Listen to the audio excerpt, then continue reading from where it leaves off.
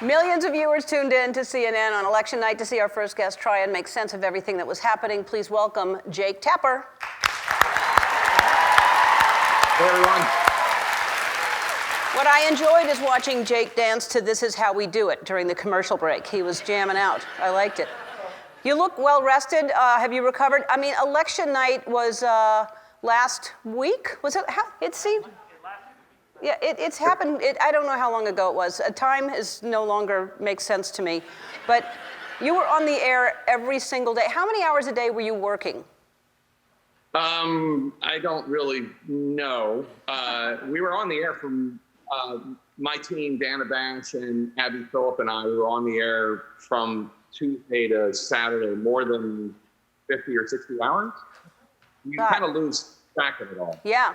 Well, we all did. I think we woke up and turned on the TV when it was just called.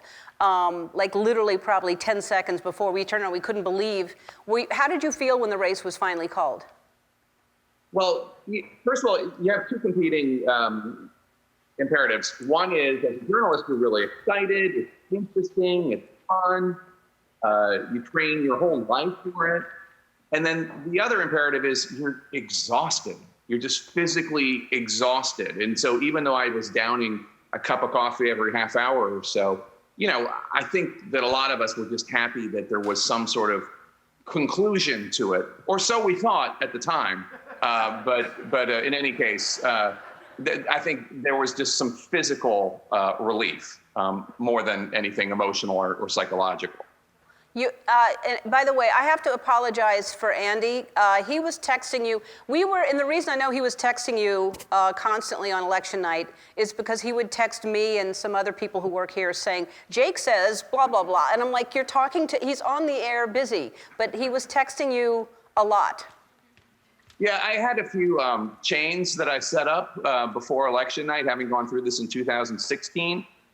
Where just different groups of friends, and basically I would just tell them everything that I was saying on air, but because I typed it to them, they felt like it was inside scoop, and they found it reassuring. I was saying the same thing on CNN, but because they read it on their phones, They thought it was really special. But look, anything to get people through the night, anything to help out.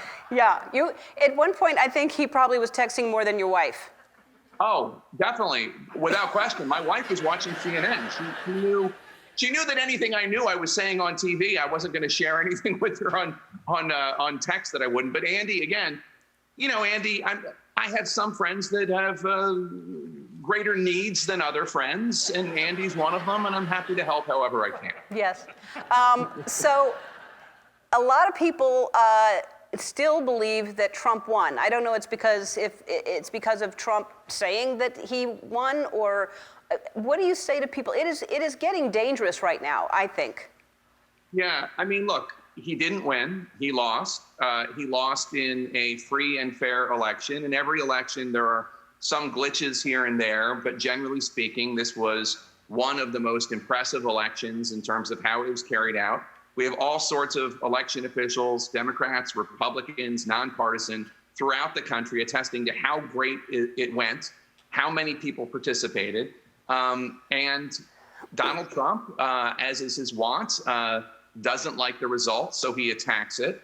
And he has an entire disinformation network that is determined to say things that aren't true, crazy things, unhinged things about election software and Hugo Chavez and all sorts of conspiracies. But look, the facts are what they are. Joe Biden won. He's the president-elect. Donald Trump is the outgoing president. Joe Biden will be sworn in on January 20th, and that's the end of that. Now, will they be trying to catch up to speed because of this insanity? They might. And if that's the case, shame on Trump and shame on the Republican Party for letting it happen. Yeah. And let me also just say, Ellen, I find myself saying this kind of thing on air, and I found myself saying it on air all election week, and also just typing it to people like Andy on my phone.